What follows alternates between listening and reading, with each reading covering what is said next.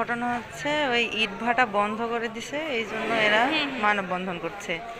এদের কাজ বন্ধ হয়ে গেছে।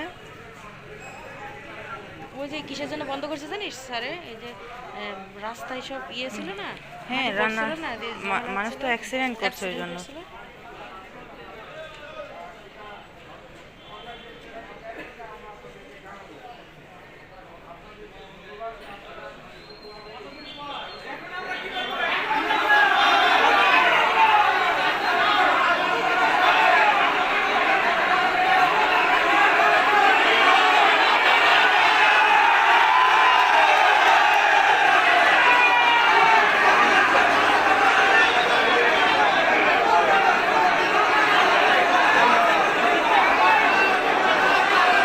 লিখেছেন, থালা হাতে ধরিয়ে দিও না, কাজ চাই,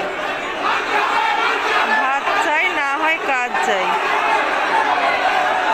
তারপর লিখছে, আমাদের পেটে লাথি মেরো না।